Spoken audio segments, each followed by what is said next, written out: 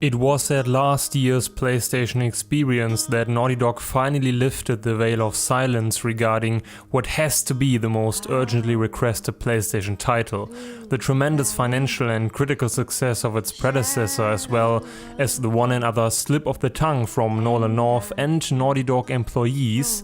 Looking at you, Josh Share. And all the facial animation in the Uncharted games and the first The Last of Us. It was at this moment that he knew. He fucked up. Did I say the first of Last of Us? The first of The Last of Us. The Last of Us. The first Last of Us. The Last of Us was also keyframe animation. Everything pointed to the fact that a Last of Us sequel was imminent. Having said that, I think I speak for quite a number of people when I say that a reveal this soon after Uncharted 4 and on the comparatively small PSX stage instead of the big E3 stage caught me off guard. If at all, I expected The Last of Us 2 to show up at this year's E3, not earlier.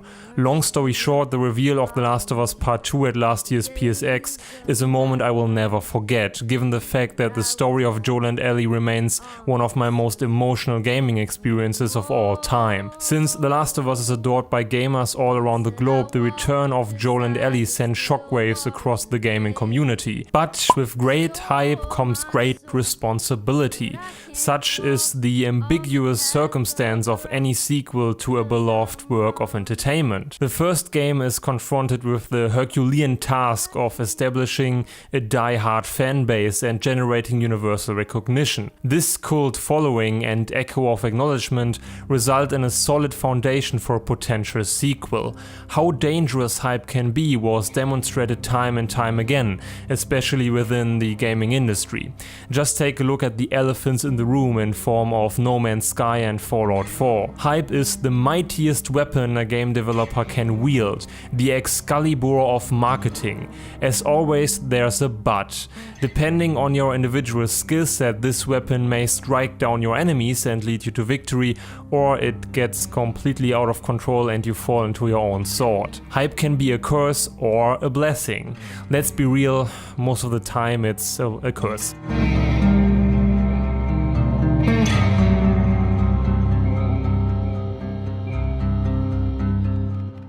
This awfully metaphorical and long introduction leads me to today's topic.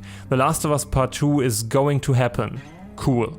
But considering the insane amount of anticipation and hype building surrounding this game, is there a realistic chance for it to match our astronomically high expectations? The Last of Us Part 2 has the hype, however, right now we can only speculate if Naughty Dog will knock it out of the park or forever damage the legacy that was left behind by the first Last of Us. Long before we had the confirmation of the Last of Us sequel, people were uttering concerns that were targeting the very idea of a sequel and the turning point of The Last of Us from a standalone experience into a full-blown franchise. To be completely honest with you guys, I was one of them.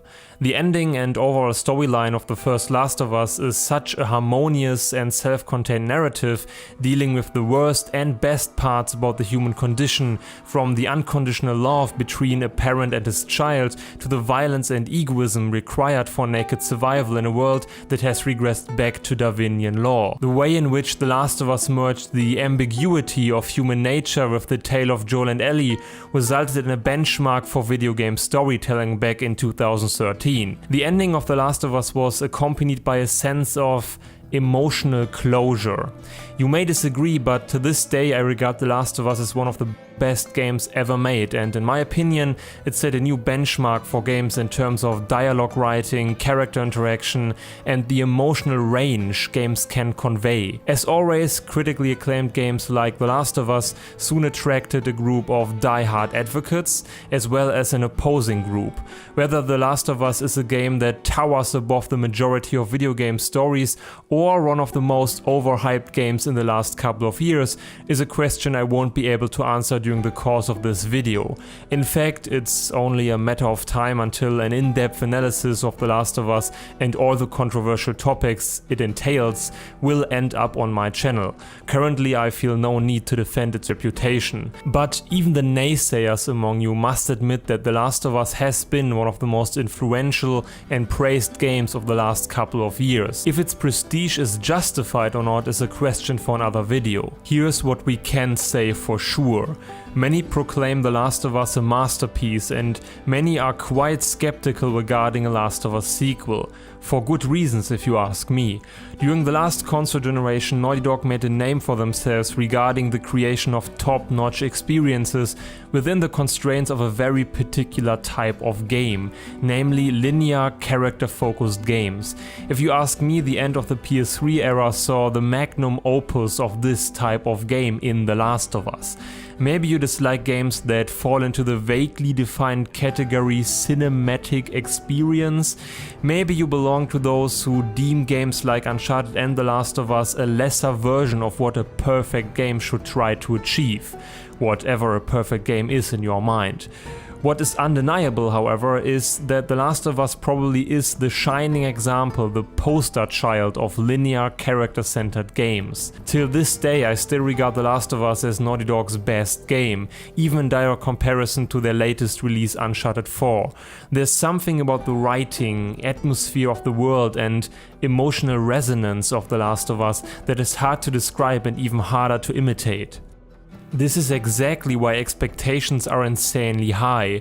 To recreate this emotional resonance once more with the same characters could be an undertaking that even manages to overwhelm the narrative giant that is Naughty Dog. A failed sequel could damage part of the magic the first Last of Us does possess.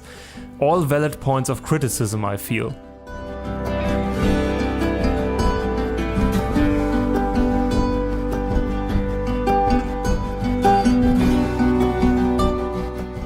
Taking history into account, there are also quite a few arguments that spark confidence though. Remember the enormous quality jump from Uncharted 1 to 2? Within 2 years they improved every single aspect of Uncharted 1 and released a game that was the pinnacle of action-packed adventure games at the time, revolutionizing many technical aspects. If there is anyone who can pull it off to deliver a sequel that is even better than the original, it's Naughty Dog. The difference is, Uncharted's story structure stands in the tradition of pulp magazine adventure serials, meaning that Uncharted lends itself for a franchise of continuous self-contained adventures. The Last of Us, on the other hand, features an ending that appeared pretty final and doesn't exactly support the idea of a sequel, at least including the same characters. Uncharted 1 also can't be compared to the quality of The Last of Us. While Uncharted 1 was a great action adventure, there was plenty of room left for improvement. In the case of Last of Us, the benchmark is set ridiculously high. However, Naughty Dog has a history of improving their games drastically in every conceivable way. If the quality jump from The Last of Us 1 to The Last of Us Part 2 will be indeed comparable to the staggering difference between Uncharted Drake's Fortune and Uncharted Among Thieves, then we are in for a real treat. Let us not forget that it was Neil Druckmann and the creative team at Naughty Dog, the brainchild behind the first Last of Us, a game that is near and dear to so many of us. Let us not forget that it was they who put The Last of Us into existence. And if you can identify with my emotional bond to The Last of Us and a sense of gratitude towards people like Druckmann for giving me the chance to witness the heartbreaking story of Joel and Ellie, then I propose the following. We owe Naughty Dog so much. We appreciate their ambition and artistic vision. So despite our reasonable concerns, let us embrace the concept of when in doubt, for the accused, and lend Naughty Dog our trust and goodwill. After all, if there's anyone who adores The Last of Us even more than we do, then certainly the people who created it. The least we can do at this point in time is honoring the request of Neil Druckmann to simply trust him for now. And all I ask is the fans of the first ones, put some faith in us, trust us, we're gonna do right by you. So. I don't know about you, but in light of the incredible game that is The Last of Us, he earned mine.